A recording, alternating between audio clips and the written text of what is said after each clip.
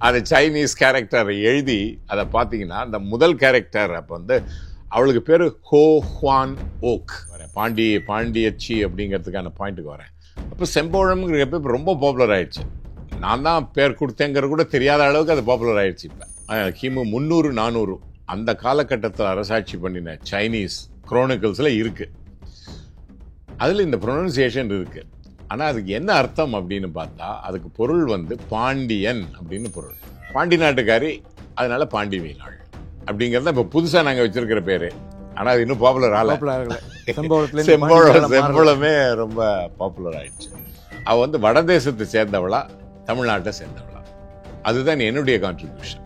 Okay, எனக்கு தெரிஞ்சு போச்சு இவ தமிழச்சி தான் இருக்கல. அம்மா அப்பான்னு அயோத்தியாவில் யார் சொல்றா அம்மா அப்பான்னு? கள்ள வந்து மக்கொழி அப்படிங்கிறான். அந்த மக்கொழிங்கிற ப்ரொனன்சியேஷனை பாருங்க. நம்ம மத்தள லகரம் இல்லாட்ட ழகரம் வருது அங்க. நம்ம எல்லாரும் சொல்லுவோம் ழகரம் தமிழுக்கு மட்டும்தான் உண்டு. ழகரம் அங்க இருக்கு. உயிர் மெய் ரெண்டையும் சேர்த்தா உயிர் மெய். அந்த கான்செப்ட் எடுத்துக்கிறாரு. சைனால அப்படி கிடையாது. சைனால கிடையாது, ஜப்பானீஸ்லயும் கிடையாது, வேற அந்த ஏரியால எங்கேயுமே கிடையாது. இந்த கான்செப்ட் தமிழோட கான்செப்ட். இதை நான் தான் சொல்றேன். தமிழகத்தில் பார்த்தீங்கன்னா கீழடியோட ஒத்து போகுது. நீங்க வந்து கீழடியும் சிந்துவெளியும் இப்போ பார்க்குறாங்க, ஒரே சிம்பிள்ஸ் இருக்கு. இவன் நிச்சயமா கீழடிக்காரி தான், மதுரை திருப்போணத்துக்காரியா தான் இருக்கணும். அவன் பாண்டி மீனாள்னு சொல்லிட்டாவ. பாண்டி மீனாள் மதுரைக்காரி தான். அப்போ இங்கேருந்து மதுரைக்கு பக்கத்தில் பார்த்தீங்கன்னா திருப்போணத்துக்கு பக்கத்தில் திருப்பாச்சேத்தியில் வந்து திருப்பாச்சேத்தி அருவா அவங்களுக்கு தெரியும். அப்போ அயன் டெக்னாலஜியில் அவன் பெரிய ஆள். ஏன்னா திடீர்னு ஒரு ராஜா வந்து தான் பொண்ணை கொண்டு போய் அனுப்பி வைப்பாங்களா? முதல்ல வந்து இந்த பொண்ணு செம்போழமும் நம்ம சுரவும் கல்யாணம் பண்ணது ஃபர்ஸ்ட் இன்டர்நேஷனல் மேரேஜ் உலகத்திலேயே. நீங்கள் பார்த்தீங்கன்னா அந்த கிளியோபட்ராவை தவிர அந்த பக்கத்தில் விட்டுட்டு இந்த பக்கம் பார்த்தீங்கன்னா ஈஸ்டில் வந்து முதல் இது. ரெண்டாவது வந்து உலகத்தினுடைய முதல் வணிக கூட்டமைப்பு அயுத்தா அப்படின்னு சொல்றா இல்லையா? அயுத்தா அப்படின்னு வந்திருக்காது ஒரிஜினல் அந்த காலகட்டத்தில். இது நீங்க பாத்தீங்கன்னா வைகை ஆறு வந்து கடலோடு கலக்க, இந்த வைகை ஆறு வந்து போய் அந்த கடலோட கலக்கக்கூடிய இடத்துல ஒரு துறைமுகம் இருக்கு, இப்பவும் இருக்கு. இப்போ நீங்க அந்த இந்தியன் மேப்பை நீங்க பாத்தீங்கன்னா கிபி 47 அயோத்தியாங்கிற நகரமே இல்லை. இப்போ நிறைய கொரியர்களுக்கு வந்து தமிழ் தொடர்பு தெளிவா இருக்கு, அவங்களுக்கு புரிஞ்சு போச்சு. ஏன்னா அவங்களுக்கு முதல்ல வந்து என்ன நினைச்சாங்கன்னா, பெரும்பாலும் ஜப்பான்லயும் அப்படிதான், இந்தியானா ஒரு நாடு, அங்க வந்து ஒரு மொழி, ஒரே மொழி அப்படின்னு நினைச்சுக்கிறாங்க. மட்டும் இல்ல, ரொம்ப முக்கியமானது என்னன்னா இவன் அந்த சிலிகாவை வச்சு கொண்டு வரான் பாருங்க, அந்த டிரான்ஸ்பரண்ட் கிளாஸ். அது இங்க பண்ணிருக்காங்க. தமிழகத்துல அதற்கான ஒரு தொழிற்சாலையே வச்சு பண்ணிட்டு இங்க பண்ணின அது அவ்வளோ அங்க கிடைக்குது. அதை நம்ம வந்து இதை ரிசர்ச் பண்ணிருக்கோம், அந்த கார்பன் டேட்டிங் மாதிரி பண்ணிருக்கோம். வாங்க, அதுதான் பண்ணணும். இப்போ சைனீஸ் கேரக்டர்ஸ் நீங்க ஜப்பான்ல இருந்தா தான் இப்படி எழுதி காட்டுவாங்க. அது மாதிரி அது சைனீஸ் கேரக்டர் எழுதி அதை பார்த்தீங்கன்னா அந்த முதல் கேரக்டர் அப்போ வந்து அவளுக்கு பேர் ஹோ ஹுவான் ஓக் அப்படிங்கிறாங்க. ஹோ ஹுவான் ஓக். இந்த ஹோ அப்படின்னா வந்து ஆளுமையுடைய அப்படின்னு பொருள். ஹுவாங் அப்படின்னு பார்த்தா செம்மையான அப்படின்னு. ஓக் அப்படின்னா பவளம். அப்போ செம்பவளம், செம்மையான பவளம், அரசாட்சியுடைய கொரிய மொழியில, சைனீஸ் மொழியில. நம்ம சொல்லுமே. ஆனா அதான் சொல்றேன், அது புரிஞ்சுக்கிறதுக்கு நீங்க இன்னும் கொஞ்சம் தெரிஞ்சுக்கணும் ஈஸ்டர்ன் கல்ச்சரை. எப்படின்னா இவங்களுக்கு அடிப்படை சைனீஸ் தான். அப்ப சைனீஸ்ல என்ன பண்ணுவான், எழுதியிருப்பான். அப்ப கிம்னு சொன்னேன் பாருங்களேன், கிம்னு இவன் சொல்றது, ஆனா அங்க லீமா. லீ. ஆக வந்து ப்ரொனன்சியேஷன் மாறும், ஆனா வடிவம் ஒன்னா இருக்கும். அந்த எழுத்து வடிவம் ஒன்னா இருக்கும், ஆனா வந்து அதனுடைய ப்ரொனன்சியேஷன் மாறும். அப்ப அதை இவன் என்ன ப்ரொனவுன்ஸ் பண்றான்னா ஹோ ஹுவான் ஓக் அப்படின்னு சொல்றான். இது வந்து எனக்கு காம்பே பின்னாடி காமிச்சாரு, அதுக்கு வரேன், அந்த பாயிண்ட்டுக்கு வரேன். பாண்டியச்சி அப்படிங்கிறதுக்கான பாயிண்ட்டுக்கு வரேன். இப்போ நான் என்ன சொல்றேன், செம்போழம்னு பேர் கொடுக்குறேன், ஏன்னா அவளுடைய பேர் அப்படித்தான் இருக்கு. அப்போ செம்போழம்ங்கிற பேர் ரொம்ப பாப்புலர் ஆயிடுச்சு. நான் தான் பேர் கொடுத்தேங்கிற கூட தெரியாத அளவுக்கு அது பாப்புலர் ஆயிடுச்சு இப்போ. ஆனால் பிறகுதான் வந்து ஒரு பேராசிரியர் காம்பையோட பேசினோன்னு தான் அவர் சொல்றாரு, கண்ணன் வந்து இதை வந்து இந்த ஓக்குன்னு சொல்றது வந்து ஓக்குன்னு சொல்லக்கூடாது, இவங்க தப்பா ப்ரொனவுன்ஸ் பண்றாங்க சைனீஸ்ல, அதுக்கு வேற மாதிரி ப்ரொனவுன்ஸ் பண்ணணும் அப்படின்னு சொல்லிட்டு அந்த ஹோவை விட்டுட்டு ஹுவாங் ஓக் அப்படிங்கிறத மட்டும், ஆமா, அதை வந்துட்டு வந்து எப்படி சைனீஸ்ல ப்ரொனவுன்ஸ் பண்ண முடியும்ட்டு அவர் முயற்சி பண்றாரு. அப்படி பண்ணினா என்ன வருதுன்னா ரொம்ப ஆச்சரியமான விஷயம். கிமு 300-400 அந்த காலகட்டத்தில் அரசாட்சி பண்ணின சைனீஸ் குரோனிக்கல்ஸ்ல இருக்கு, அதுல இந்த ப்ரொனன்சியேஷன் இருக்கு. ஆனால் அதுக்கு என்ன அர்த்தம் அப்படின்னு பார்த்தா அதுக்கு பொருள் வந்து பாண்டியன் அப்படின்னு பொருள். ஏன்னா அவர்கள் பாண்டியர்களோட வர்த்தம் பண்ணும்போது பாண்டியர்களை அந்த பேர் சொல்லி சொல்கிறாங்க. ஓ, ஓகே. அப்போ இவர் சொன்னார் வந்து அந்த பொண்ணு ஒன்றுமே சொல்லலை, அவர் வந்து தான் பாண்டியன்னு தான் சொல்லியிருக்கா, அதை வந்து இவங்க வந்து ஹோஹ்வான் ஓக்குன்னு சொல்லி இவங்க பதிவு பண்ணியிருக்காங்க. ஓகே. உண்மையில் அவர் சொன்னது பாண்டியன். அப்போ நான் சொன்னேன் அது இன்னும் கூட நல்லா சூட் ஆகுது. ஏன்னா மதுரை பக்கம் நீங்கள் பார்த்தீங்கன்னா அவருக்கு தெரியும் வந்து இப்போ பாண்டியம்மா பாண்டியாக்கா இந்த பாண்டிங்கிற பேர் பாண்டி. பொண்ணுக்கும் ஆணுக்கும் நிறைய உண்டு. இவன் பாண்டியன் அப்படிங்கிற கதிர்வேல் பாண்டியன் பாண்டீஸ்வரி எல்லாமே இருக்கு. பாண்டியன்னு உண்டு. அதே போல் பாண்டி மீனாள்னு ஒரு பேர் வைப்பாங்க. இருக்கு. ஆமா, உங்களுக்கு தெரிஞ்சுதா? சரி. ஏன்னா இப்போ நான் மதுரையில் பேசுகிற பொழுது ஏகப்பட்ட பாண்டி மீனாள் கை தூக்கினாங்க. ஆமா, ஓகே. இருக்காங்க.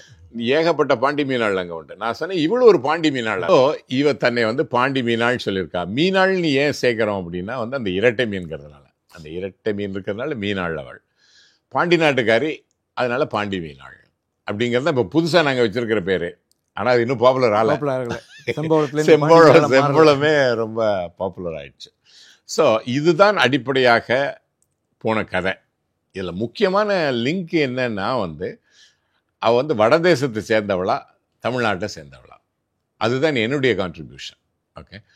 எனக்கு தெரிஞ்சு போச்சு இவ தமிழச்சி தான் இருக்கல. அம்மா அப்பான்னு அயோத்தியாவில் யார் சொல்கிறா அம்மா அப்பான்ட்டு? ஓகே. அது மட்டும் இல்லை, நீங்கள் பார்த்தீங்கன்னா ஒரு 400 வார்த்தைகள் போல் என்ன இந்த புக்கை எழுதியிருக்கேன். அந்த புக்கில் நீங்கள் பார்த்தீங்கன்னா கொடுத்துருப்பேன் வந்து எப்படி இந்த வார்த்தைகள்லாம் வந்து அப்படியே ஓகே. தமிழில் இருக்கு. பல்லுன்னா பல்லுங்கிறான், புல்லுன்னா புல்லுங்கிறான். ஓகே. இந்த மாதிரி நாள்னா நாளுங்கிறான். ஓகே.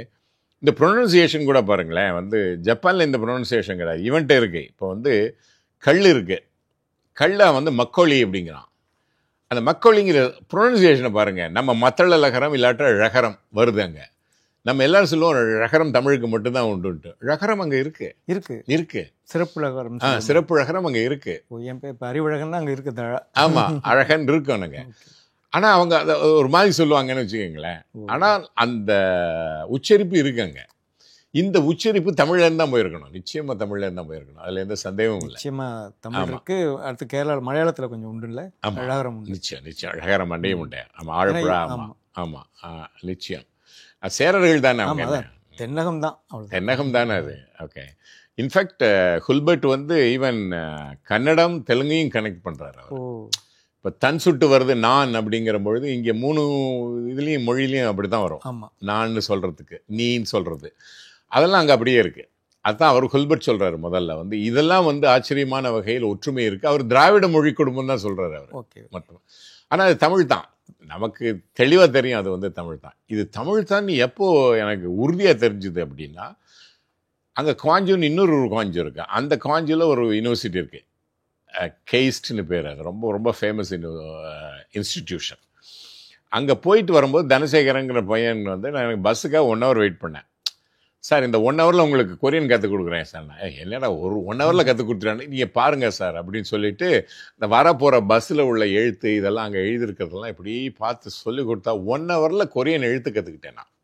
So simple. ஏன் இவ்வளோ சிம்பிளாக இருக்குது அப்படின்னு பார்த்தா தமிழ் நெடுங்கணக்கு அவர் அப்படியே எடுத்துக்கிட்டார். கிங் சேஜோன்கிறவர் தான் அந்த மொழியை உருவாக்குறாரு. ஹங்குல்ங்கிற எழுத்து வடிவத்தை உருவாக்குறாரு. அது வரைக்கும் சைனீஸ் கிடையாது. அவங்களுக்கு எழுத்து வடிவம் கிடையாது. ரொம்ப ரீசெண்ட் பாவம் சார். அவங்க வந்து இப்போ சமீபத்தில் அவங்க சுதந்திரம் அடையிறதுக்கு முன்னாடி வரைக்கும் சைனீஸ் தான் அவங்க பயன்படுத்துகிறாங்க. இப்போ உதாரணமாக நம்ம தமிழை வந்து நம்ம சம்ஸ்கிருதத்தில் எழுதிட்டு இருந்தால் எப்படி இருக்கும் யோசிப்போம். இல்லாட்ட வேற ஒரு மொழியில் எழுதிட்டு இருந்தா. இப்போவே ரோமான்ஜி போட்டு ரோமன் லெட்டர்ஸ் எழுதும்போது என்னால் வாசிக்க முடியாது. ஆனால் இப்போ இந்த வர குழந்தைகள்லாம் வந்து ரோமன் லெட்டர்ஸில் எழுதி தான் வாசிக்குது தமிழை. ஆனால் அந்த மாதிரி அவங்களுடைய மொழியை வந்து சைனீஸில் எழுதி தான் வாசிட்டு இருக்காங்க. ஆனால் அப்போ சரியாக வராது உச்சரிப்பெல்லாம், ஏன்னா இது ஃபோனட்டிக்கல் லாங்குவேஜ் இது. அப்போ கிங் சேஜோன்கிறவர் வந்து அவர் அந்த சேஜோன் மன்னர் தான் வந்து இல்லை இது சரிப்பட்டு வராது, நமக்குன்னு ஒன்று தனியாக ஒரு மொழி. ஆனால் அதை சீக்ரெட்டிவாக பண்ணுறாரு. ஏன் சீக்ரெட்டிவாக பண்ணுறாருன்னா மத்திய அரசு வந்து அங்கே சீனா, ஓகே, இப்போ அவனை எதிர்ப்பு குரலுக்கு வர மாதிரி வரும். அதனால் சீக்ரெட்டிவாக வந்து இவர் இந்த மொழியை உருவாக்குறாரு.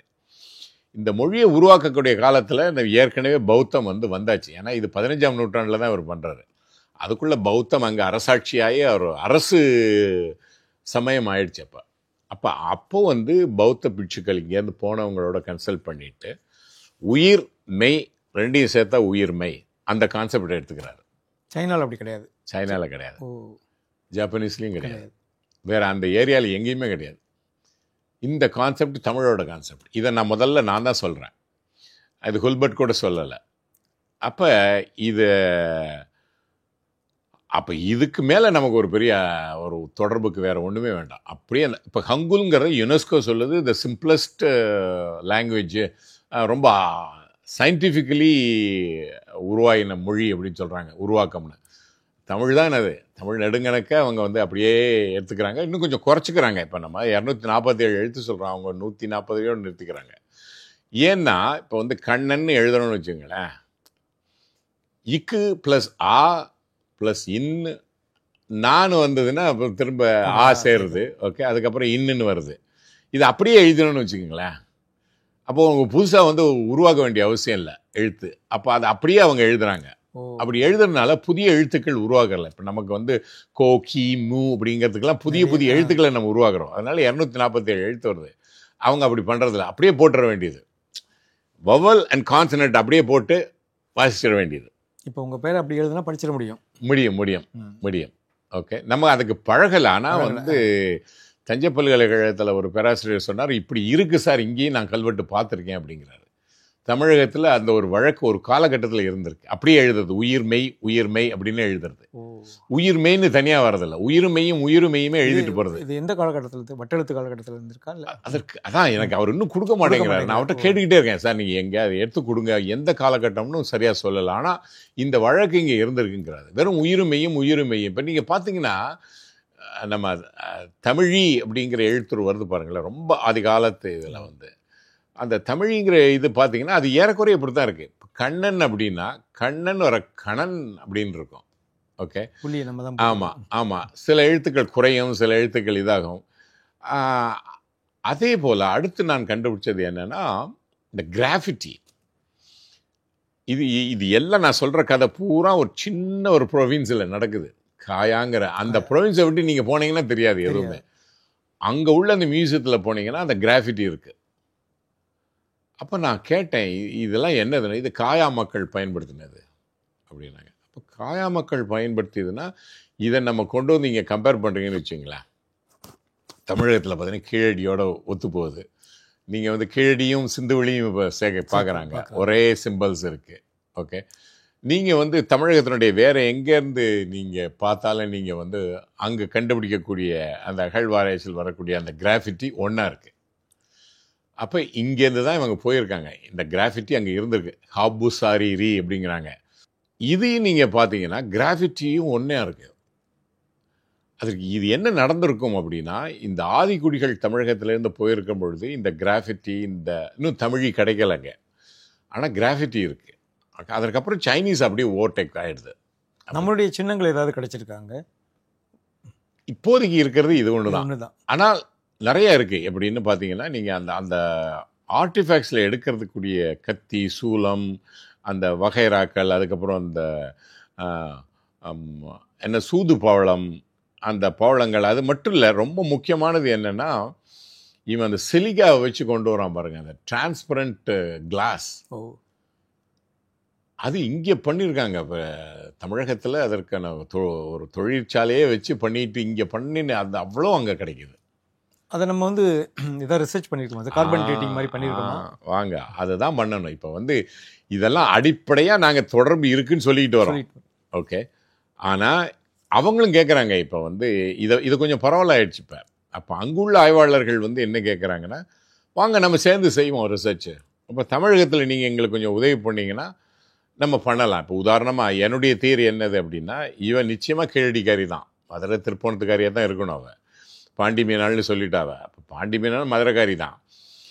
அப்போ இங்கேருந்து மதுரைக்கு பக்கத்தில் பார்த்தீங்கன்னா திருப்போணத்துக்கு பக்கத்தில் திருப்பாச்சேத்தியில் வந்து திருப்பாச்சேத்தி அருவா அவங்களுக்கு தெரியும். அப்போ அயன் டெக்னாலஜியில் அவன் பெரிய ஆள், ஓகே. அப்போ அவன் 2 வகையான அயன் டெக்னாலஜி நமக்கு. ஒன்று வந்து என்னென்னா நுகத்தடியிலேருந்து உங்களுக்கு ஏர் உழவு அதற்கான அடிப்படை கருவிகளை உருவாக்குறது, அதற்கப்புறம் போர்க்கருவிகள் உருவாக்குறது. இது 2 டெக்னாலஜி இங்கேருந்து போயிருக்கு, ஒரு டெக்னாலஜி டிரான்ஸ்ஃபர் நடந்திருக்கு இப்போ போகும்போது. அதனால தான் அந்த சுரோங்கிற மன்னன் இருக்கானே, அவனுக்கு பேரே வந்து அயன் கிங்குங்கிறாங்க. அங்கே இந்த டெக்னாலஜியை வச்சு அவன் பெரிய ஆளாயிடுறாங்க, ஓகே. அவங்களுடைய ட்ராமாலையும் அப்படி தான் வருது. அதாவது வந்து அவனுக்கு வந்து என்னென்னா வணிகத்தின் மூலமாக ஒரு பிரபலம் ஆகணும்னு ஆசைப்படுறான் அவன். இவ கரெக்டாக போய் வணிகத்தை கொண்டு போய் வைக்கிறான். அவன் சொல்கிறா, உனக்கு நான் இன்டர்நேஷ்னல் ட்ரேடு உருவாக்குறேன்.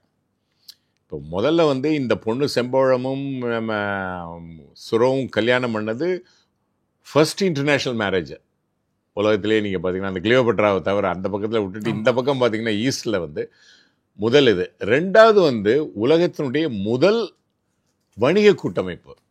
இது வந்து ரொம்ப பின்னாடி நீங்கள் பார்த்தீங்கன்னா ஜெர்மனில் இருக்கிறதுனால வந்து ஹான்சா அப்படின்னு ஒன்று இருக்குது.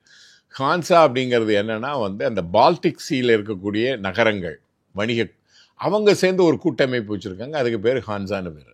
ஓகே, லுஃப்ட் ஹான்சான்னு வருது பாருங்க. அதில் லுஃப்ட் ஹான்சா தான் அது ஆக்சுவலாக. அந்த ஹான்சாங்கிற குரூப் அங்கே இருக்குது. அது ரொம்ப பின்னாடி. உலகத்தினுடைய முதல் வணிக கூட்டமைப்பை இவ பண்ணுறா, உருவாக்குறாங்க. இதை நம்ம எப்படி புரிஞ்சுக்கணும் அப்படின்னா வந்து இவள் போவதற்கு முன்னாடியே வணிக தொடர்பு இருந்துக்கிட்டே இருந்திருக்கு சீனர்களுக்கும். அதுக்கு நான் தான் சொன்னேனே, கிமுலேயே சீனர்கள் வந்து பாண்டியன்னு பேர் வச்சு கூப்பிட்டுட்டு இருக்கான். சீன காயின்ஸ் இங்கே கிடைக்குது. ஓகே, நீ மாமல்லபுரத்துலலாம் நிறைய காயின்ஸ் கிடைக்குது. ஓஎஸ் அவங்களுடைய அதுவும் நான் சொல்லக்கூடிய இந்த கிமு ராஜ்யத்தினுடைய காயின்ஸ் எல்லாம் கிடைக்குதுங்க. ஓகே, அப்போ இந்த தொடர்புகள்ங்கிறது ரொம்ப நீண்ட நாளாக இருந்திருக்குங்க. இவ வந்து ஏன்னா திடீர்னு ஒரு ராஜா வந்து தான் பொண்ணை கொண்டு போய் அனுப்பி வைப்பாங்களா? அந்த கனவு கதையை வந்து எந்த அளவுக்கு நம்ம நம்ப முடியும்? ஆமாம், இதில் எப்படி அப்படின்னு பார்த்தா இந்த மித் அப்படிங்கிறது இந்த புனைவி. நீங்கள் வந்து கொரியாலேயே நிறைய பேர் நம்புறதில்ல, அது வேறு விஷயம். கொரியாவில் நான் வந்து ஹிஸ்டோரியன்ஸ்கிட்ட பேசியிருக்கேன். இதெல்லாம் வந்து மித்து, இதை நாங்கள் நம்ப மாட்டோம் அப்படின்னு தான் சொல்கிறாங்க. ஆனால் அங்கே இருக்கக்கூடிய புத்த பிட்சுகள் நம்புகிறாங்க. அதை நம்புகிறாங்க. அவங்க சொல்கிறாங்க, இது எங்கள் புத்த பிட்சு எழுதினது, நாங்கள் நம்புகிறோம், சத்தியத்தை தான் அவங்க பேசுவாங்க, வந்து பொய் பேச மாட்டாங்க அப்படின்னு அவங்க நம்புகிறாங்க. ஓகே, அப்போ புனைவுன்னு என்ன நடந்திருக்கும் அப்படின்னு நம்ம யோசிச்சு பார்த்தா ஒரு ட்ரேட் ரிலேஷன்ஷிப் இங்கே எங்கேயும் போயிட்டு வந்திருக்கு. அப்போ இந்த பொண்ணு ரொம்ப ஸ்மார்ட் கேர்ளாக இருந்திருப்பா.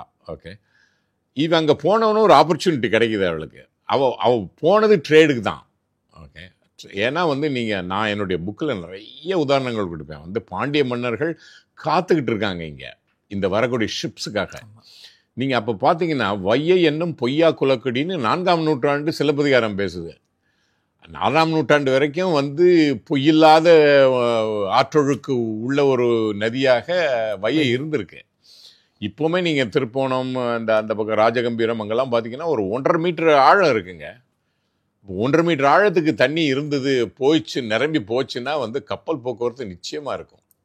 அப்போ மதுரை வரைக்கும் வந்து மணலூர் மதுரை வரைக்கும் வந்து கப்பல் போக்குவரத்து இருந்திருக்கு. இவன் வந்து மதுரையில் உட்காந்துருக்கான், அந்த துறையில் உட்காந்துட்டு அவன் இந்த கப்பல்களை எதிர்பார்த்து பாண்டிய மன்னன் இருக்கிறது வந்து நம்ம சங்கம் சொல்லுது. ஓகே, ஆக வந்து இந்த வணிக தொடர்பு என்பது ஏற்கனவே அங்கே இருந்திருக்கு. அந்த வணிக தொடர்புனால்தான் இவ போகிறா. இவளும் அந்த வணிகத்துக்காக தான் போகிறா.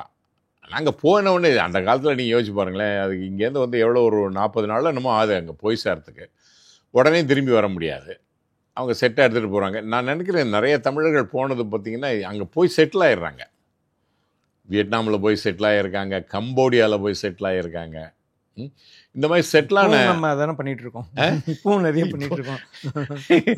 இப்போ அமெரிக்கா முதல் என் கனவு தான். அமெரிக்கா போய் ஒரு அமெரிக்க பொண்ணை கல்யாணம் பண்ணி செட்டில் ஆயிடணும். இலங்கை பிரச்சனை வந்த பிறகு கப்பல் மூலமா ஆஸ்திரேலியாவுக்கு தானே போனாங்க நிறைய பேர். Correct correct. ஸோ அது அந்த காலத்துல ஏதோ ஒரு பிரச்சனை இருந்திருக்கலாம், இல்லை தேவையோடையே கூட போயிருக்கு. தேவையோட தான், அது பிரச்சனை இல்லை. இவங்க போனது பூரா வியாபாரம்.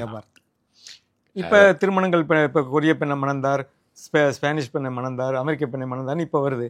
அப்படியும் நடந்திருக்கலாம் அன்னைக்கு. ஆமாம், இவன் தான் பழமொழியே இருக்கே, திரைக்கடலோடையும் திரவியம் தேடுன்னு தான் இருக்கு. இதில் வந்து புனைவு விட்டுட்டு நம்ம வரலாற்று ரீதியாக பேசணும். ஆமாம், அப்போ அப்படி பார்க்குறீங்கன்னு வச்சுங்களேன், இப்படி தான் நம்ம சப்போர்ட் பண்ண வேண்டியிருக்கு இப்போதைக்கு. ஏன்னா வந்து நமக்கு இன்னும் ஆதாரங்கள் இங்கே கிடைக்கல, அவன்கிட்ட இருக்குது. ஓகே, அவன்கிட்ட அட்லீஸ்ட் இருக்குது. ஓகே, ஆமாம். நீங்கள் இந்த அயுத்தான்னு சொன்னிங்க போது இங்கே நம்ம ஆய் நாடு அப்படிங்கிற மாதிரி ஒரு பேச்சு ஓடுது. நீங்களும் அதை பற்றி பேசியிருக்கீங்க. ஆமாம், அதை பற்றி கொஞ்சம் சொல்லுங்கள். ஆமாம், இப்போ வந்து இது 2 வகையாக பார்க்கலாம். எப்படின்னா அயுத்தா அப்படின்னு சொல்கிறா இல்லையா, அயுத்தா அப்படின்னு வந்திருக்காது. ஒரிஜினல் அந்த காலகட்டத்தில் எழுதினது 13ஆம் நூற்றாண்டில் அவர் பதிவு பண்ணுறாரு. அதுக்குள்ளே எத்தனை மாற்றங்கள் என்ன நடந்திருக்கும் தெரியாது. ஓகே, ஆனால் இந்த அயுத்தாங்கிறதே பார்த்தா வந்து ஒருத்தி வந்து ஒரு நாட்டுக்கு போனால் போர்ட் ஆஃப் கால்னு சொல்லுவாங்க. நான் எங்கேருந்து வந்தேன்னு அந்த இடத்த சொல்லுவாங்க. ஓகே, அவள் அப்படித்தான் சொல்லியிருக்கா. இது நீங்கள் பார்த்தீங்கன்னா வைகை ஆறு வந்து கடலோடு கலக்க, இந்த வைகை ஆறு வந்து போய் அந்த கடலோடு கலக்கக்கூடிய இடத்துல ஒரு துறைமுகம் இருக்குது, இப்போவும் இருக்குது. அதுக்கு பேர் அழகன்குளம் தானே? அழகன்குளம், கரெக்ட். அழகன்குளத்துக்கு பக்கத்தில் அத்தியுத்துன்னு ஒரு இடம் இருக்குது. அத்தியூத். அந்த காலத்தில் அதுக்கு பேர் அத்தியுத்து. ஓகே, இவன் அத்தியுத்துன்னு சொல்லியிருப்பான், நான் எங்கேருந்து வரேன்ட்டு. அவங்களுக்கு இந்த அத்தியுத்துங்கிறது ரொம்ப பெரிய பேர். அத்தியுத்து, ஐத்தா, ஐத்தா, ஐத்தான்னுட்டாங்க. ஓகே, அப்போ இவன் வந்து நான் அத்தியுத்திலிருந்து வருகிறேன்னு சொல்லியிருப்பா, அது இத்தியுத்தாக இருக்கும். இல்லை, இன்னொரு வகையில் இன்டர்பிரட் பண்ணி பார்த்தா எப்படின்னா வந்து இவன் வந்து ஒரு ஆய்குல பெண்ணாக தான் இருக்கணும். ஏன்னா பாண்டி நாட்டுக்காரி, கப்பல் போக்குவரத்து அங்கேருந்து போயிட்டு வரா, யாயோயிங்கிற இனம் இருக்காங்க. அப்படிங்கிற பொழுது ஏன்னா காயல்ங்கிற பேர் இருக்காங்க, காயல்பட்டினம், காயல், சதுப்பு நிலம், இதெல்லாம் ஒன்றா வருது அது. ஓகே, அப்போ இவன் வந்து ஆய்குலத்தை சேர்ந்த ஒரு ஆத்தா, ஆய்த்தா. ஆயித்தா. ஓகே, அப்படின்னு நம்ம சொல்லலாம், இன்டர்பிரட் பண்ணலாம். என்ன ஆத்தான்னு அவன் சொல்லியிருப்பா, அம்மா ஆத்தாங்கிறதெல்லாம் வந்து இதான் ஆயுத்தா அப்படிங்கிற ஆய்குலத்தினுடைய ஆத்தா அப்படிங்கிற மாதிரி வருவதற்கான வாய்ப்புகள் இருக்கு. நிச்சயம் அயோத்தியா இல்லை. ஏன் நிச்சயம் அயோத்தியா இல்லை அப்படின்னு பார்த்தா, அது நாங்கள் சில இங்கே மின்தமிழில் பெரிய ஆய்வுகள் பண்ணோம். நீங்கள் பழைய காலத்து மேப்பெல்லாம் எடுத்து பார்த்தீங்கன்னா பெரிய பெரிய மேப்ஸ் கிடைக்கிது நமக்கு, அந்த காலத்துலேருந்து, கிமுலேருந்து. ஏன்னா கிரேக்கர்கள் வந்ததுலேருந்து நமக்கு தொடர்பு இருக்க. இப்போ நீங்கள் அந்த இந்தியன் மேப்பை நீங்கள் பார்த்தீங்கன்னா கிபி 47 அயோத்தியாங்கிற நகரமே இல்லை. அப்படிப்பட்ட ஒரு நகரமே பேர் கிடையாது. சகீதா அப்படின்னு ஒரு பேர் இருக்கு. இந்த அயோத்தியாங்கிற நகரம் வந்து மிக பின்னால தான் அந்த பேரே வருது. ஓகே, இப்போ ராமர் பேரை வச்சு பிரபலமாக இருக்கலாம், அதெல்லாம் ரொம்ப பின்னாடி. இந்த இந்த கிம் பியோங் மோ அவர் பண்ண இன்னொரு மிஸ்டேக் என்னென்னா, அயோத்தியாவில் போனால் ரெட்டை மீன் இருக்காங்க, இங்கேயும் ரெட்டை மீன் இருக்குது அப்படின்ட்டாரு. அந்த ரெட்டை மீன் வந்து முஸ்லீம் அரசர்கள் 18ஆம் நூற்றாண்டில் கொண்டு வந்தது. அது ரொம்ப தெளிவாக. அயோத்தியா வந்து புதுசுன்னு நம்ம, அதாவது ஒரு சில நூற்றாண்டுகளுக்கு முன்னாடி தான் வந்ததுங்கிறோம். ஆனால் நம்முடைய ராமாயணம் ரொம்ப ரொம்ப பழமையான ஒரு இதிகாசம். அது பல ஆயிரம் ஆண்டுகளுக்கு வருஷத்துக்கு முன்னாடி எழுதப்பட்டதுங்கிறோம். அதில் சொல்லப்பட்ட அயோத்தியா எங்கே இருக்கு அப்போ? அது நல்ல கேள்வி அது. ஏன்னா வந்து இப்போ அதில் வந்து அயோத்தியா ராமர் பிறந்தார் அப்படிங்கிறது. ஆனால் நம்ம வந்து ஹிஸ்டாரிக்கலாக நீங்கள் பார்த்தீங்கன்னா ரெக்கார்டில் இல்லை. ஹிஸ்டாரிக்கலாக நம்ம பார்த்தா அயோத்தியாங்கிறது பேரே கிடையாது. ஓகே, பின்னாடி தான் அந்த பேர் வருதுன்னு தான் ஹிஸ்ட்ரி சொல்லுது. இப்போ திரும்ப இதே தான் தொன்மங்கள் வந்து இப்போ ராமாயணம்ங்கிற அந்த தொன்மம் ஒரு வகையில் கிம்சுர் அப்படி கூட பார்த்துருப்பாரு. இங்கே ராமர் இருந்தார், அயோத்தியாவில் வச்சா இன்னும் புகழ் எளிதாக பரவும் பாருங்களேன். இப்போ நாங்கள் வந்து அந்த அந்த அரச வம்சத்தை நாங்களும் அந்த குருகுலம் சொல்லலாம். அவங்க வந்து ஓகே, எப்படி கிம்சுரான்னு சொல்லும்போது அந்த அரசர் நினைச்சிருப்பாருங்கிறீங்களா? ஆமாம், அவங்க அப்படி கூட யோசிச்சிருப்பாரோன்னு எனக்கு தோணுது. கிம் பியோங் மோ வந்திருக்காரு. ஆராய்ச்சிக்கு பிறகு ஒரு ஆமாம் எஸ்டாப்ளிஷ் பண்ணுற பொழுது அப்போ இட்சவாக குலம், அப்போ இவா வந்து இவங்களுடைய குரு பரம்பரை, ராமனுடைய குரு பரம்பரை ஏதோ அப்படி லிங்க் பண்ணலான்னு அவர் யோசிச்சிருப்பாரு. ஓகே, ஏன்னா இதை எப்படி சொல்கிறோம் அப்படின்னு பார்த்தா, நீங்கள் அந்த லெட்டர்ஸ் எல்லாம் வரதெல்லாம் நீங்கள் பார்த்தீங்கன்னா இந்த கிம்மின குழு பவர்ஃபுல்லாக இருந்தாலும் அவங்களுக்குள்ள ஒரு காம்ப்ளெக்ஸ் இருக்குது கலர்னால. எல்லா ஊர்லேயும் கருப்பாக இருந்தால் உங்களுக்கு ஒரு தனி இருக்கு, அந்த இன்னும் இருக்குது. அப்போ அவனுக்கு ஒரு இன்ஃபீரியாரிட்டி காம்ப்ளெக்ஸ் இருக்குது. ஓகே, அதை போக்குறதுக்கு தான் இவர் முயற்சி பண்ணியிருக்காரு. அந்த அந்த காம்ப்ளெக்ஸை எடுத்துட்டு நம்ம பெரிய ஆள் ராமர் வம்சம்டானா, நாங்கள் இந்தியாவிலேருந்து வந்தாலும் வந்து அவர் பாருங்க யோசிக்கல பாருங்க, உன் நிறம் மட்டமாக இருக்குன்னா நீ சவுத்துக்கு தான் வரணும், நீ எதுக்கு நீ வந்து ஆரிய இனத்தை சேர்ந்து ராமர் கலரை பார்த்துருப்பாரு இருக்கும், அங்கேயே நிற்கிறேன்னு அது புரியல. அது நம்ம யோசிச்சு பார்த்தா தான் தெரியுது. அவர் அங்கேயும் அவாய்ட் பண்ணுறாரு, பிளாக்ஸ் அவாய்ட் பண்ணுறாரு, பண்ணிட்டு அங்கே கனெக்ட் பண்ணுறாரு. அப்போ துணிஞ்சு நான் சொன்னேன், கிடையாது இவன் வந்து அயோத்தி பொண்ணே கிடையாது, இவன் நம்ம தமிழச்சி பாண்டி மீனா இவன். ஓகே, இங்கேருந்து தான் போயிருக்கு. அதற்கான சான்றுகள் எக்கச்சக்கமாக இருக்குன்னு என் புக்கில் விரிவாக நான் எழுதியிருக்கேன். ஒரு டெக்கான் ஹெரால்டில் ஒரு இன்டர்வியூ பண்ணாங்க, அதுலேயும் நான் சொன்னேன். இப்போ திரும்ப இதே பிரச்சனை தான். இப்போ சிந்து சமவெளி நாகரிகம் வந்து அவங்க வந்து ஆரிய நாகரிகம் சொல்கிறாங்க. ஓகே, நம்ம திராவிட நாகரிகம்னு சொல்கிறோம். அதுக்கு அடுத்து இது நிற்குது, கொரிய நாகரிகமும் நம்ம நாகரிகமும். இது நிற்குதாங்க. அவங்க என்ன பண்ணுறாங்கன்னா, இப்போ இப்படி சொன்னதுக்கப்புறம் சில ஆய்வாளர்கள் அங்கே வந்து கனெக்ட் பண்ண ஆரம்பிக்கிறாங்க. கொரியாவோட கனெக்ட் பண்ணுறதுக்கு அவங்க புதிய ஏதாவது ஒன்று சொல்லணும்னு முயற்சி பண்ணுறாங்க. ஆனால் அதுக்குள்ளே நம்ம இப்போ தான், அவர் 1998 நான் கொரியா போகல, அதனால் எனக்கு இந்த கதையே தெரியாது. நான் வந்து 2003 போனதுக்கப்புறம் தான் எனக்கு இந்த கதையே தெரியும். I am a bit too late. ஆனால் அதுக்குள்ளே ஒரு எஸ்டாப்ளிஷ் பண்ணிட்டாரு. அதனால் ஒரு எதிர்நீச்சல் தான் போட வேண்டியிருக்கு. இப்போ எதிர்நீச்சல் போட்டாங்கன்னா இப்போ நிறையா கொரியர்களுக்கு வந்து தமிழ் தொடர்பு தெளிவாக இருக்குது. அவங்களுக்கு புரிஞ்சு போச்சு. ஏன்னா அவங்களுக்கு முதல்ல வந்து என்ன நினச்சாங்கன்னா, பெரும்பாலும் ஜப்பான்லேயும் அப்படிதான், இந்தியானா ஒரு ஒரு நாடு, அங்கே வந்து ஒரு மொழி, ஒரே மொழி அப்படின்னு நினச்சிக்கிறாங்க. இந்தியா வந்து ஒரு பல்லின கூட்டு, ஒரு மொழி கூட்டு அப்படின்னே தெரியாது அவங்களுக்கு. அவங்களுக்கு தமிழ்னு ஒன்று இருக்கா அப்படின்னு இப்போ தான் யோசிக்கிறாங்க. இப்போ தமிழுக்கும் இதுக்கும் தானே தொடர்பு நிறையா இருக்குது அப்படிங்கிற போது அது ஹிந்தியோட கனெக்ட் பண்ண முடியலையா? ஆமாம். ஓகே, அப்போ வந்து இது தமிழோட தொடர்புக்குன்னு இப்போ ஒரு மாதிரி ஒத்துக்க ஆரம்பிச்சிருக்காங்க. ஓகே, ஆனால் நிறைய ஆய்வுகள் செய்ய வேண்டியிருக்கு. நிறைய செய்ய வேண்டியிருக்கு. தொல்லியல் ஆய்வுகள் மாதிரியான ஆய்வுகள் தான் நடத்தப்படணும். இந்த கார்பன் டேட்டிங்லாம் சொல்லுவாங்க, அந்த மாதிரி பண்ணணும். இப்போ இதில் ஒரு கேள்வி வருதுன்னா, அங்கே ஒரு அந்த இளவரசி அங்கே போகும்போது ஒரு இளவட்ட கல்லை கொண்டு போனதாகவும் அந்த கல் அங்கே வச்சிருக்கிறதாகவும் அப்படின்னு ஒரு வீடியோவில் கூட பார்த்தேன். அந்த கல் ஆக்சுவலாக தமிழ்நாட்டிலேருந்து தான் போயிருக்குன்னா நம்மளால் நிரூபிக்க முடியும் இன்றைக்கி உள்ள சூழலில். ஆமாம், அதனுடைய இதை வச்சு அறிவியல் பூர்வமாக நிரூபிக்க அந்த முயற்சிகளில் ஈடுபட்டிருக்காங்களா எதுவும்?